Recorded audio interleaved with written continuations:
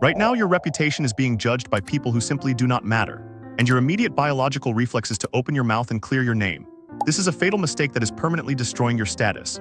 The legendary samurai Miyamoto Musashi won countless fights against feared opponents without even drawing his sword, relying entirely on a terrifying Stoic concept, the observing eye. He knew that the exact millisecond you react to a fool, you become their property. The window to master this psychological leverage is closing fast in a modern world addicted to endless, toxic noise. If you do not learn this ancient protocol today, you will spend the rest of your life as a slave, constantly begging for the approval of critics who want to see you fail. Shut this video off right now if you want to keep feeding your enemies with your desperate explanations, or stay here to learn the elite discipline of letting them collapse.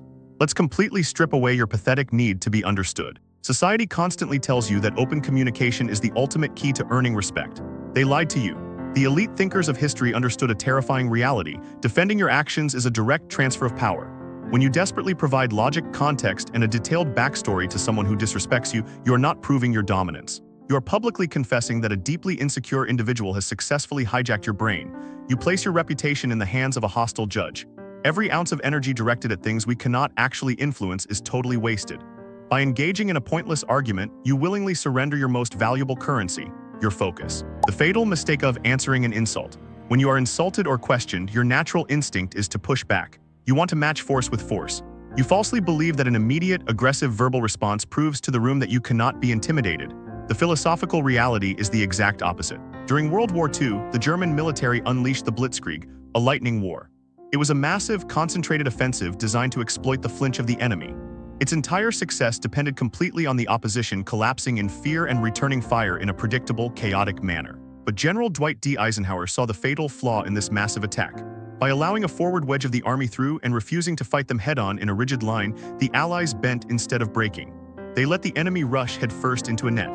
The invincible thrust of the enemy became suicidal. This is the exact tactical advantage of absolute silence. Fools, manipulators, and toxic critics operate just like the Blitzkrieg.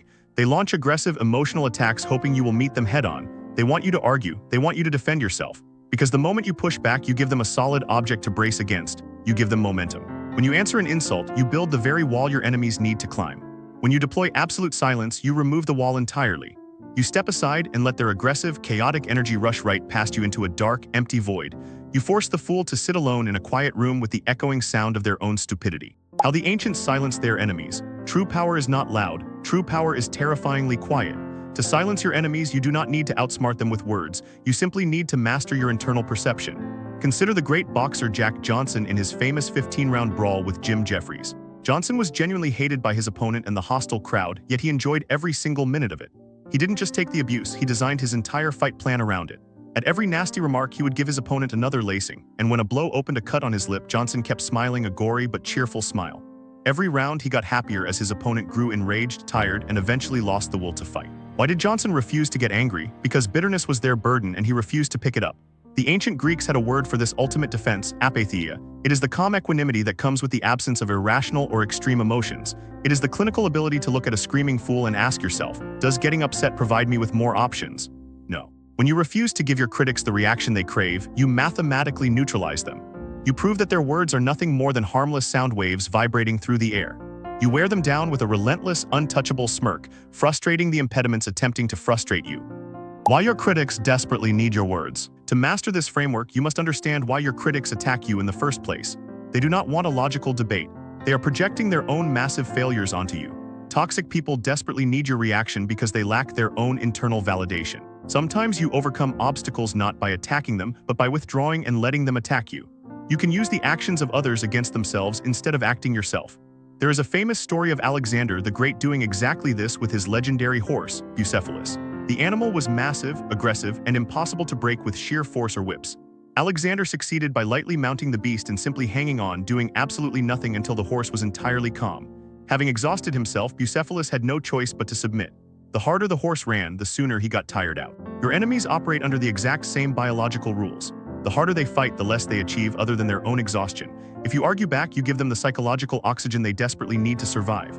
If you deploy absolute, chilling silence, you slingshot their own momentum against them. You do not have to fight the chaos. You simply refuse to authorize its existence. You let the fools punch a concrete wall until their hands bleed. The Stoic discipline of the observing eye. You cannot simply decide to be silent in the heat of the moment. If your mind is weak, your fragile ego will always force your mouth open. To survive the modern world, you must train your mind to filter reality. This brings us back to Miyamoto Musashi and his brutal psychological framework. He noted the profound difference between observing and perceiving. The perceiving eye is weak, he wrote, the observing eye is strong. The perceiving eye sees insurmountable obstacles or major setbacks. It brings its own massive insecurities into the fight, convincing you that your honor is under attack and that you must immediately defend yourself. It adds a subjective layer of panic to every event. The observing eye, however, sees simply what is there. It registers events completely clear of distractions, emotional exaggerations, and ego. It strips away the legend that encrusts the situation. When a fool insults you, the perceiving eye screams for revenge. But the observing eye realizes that this person is simply making noise. To practice this, you must build what the ancient philosophers called the inner citadel. It is a metaphysical fortress inside your mind that no external adversity, no toxic insult, and no chaotic event can ever break down. When you build this citadel, you realize that explaining yourself is an act of treason against your own soul.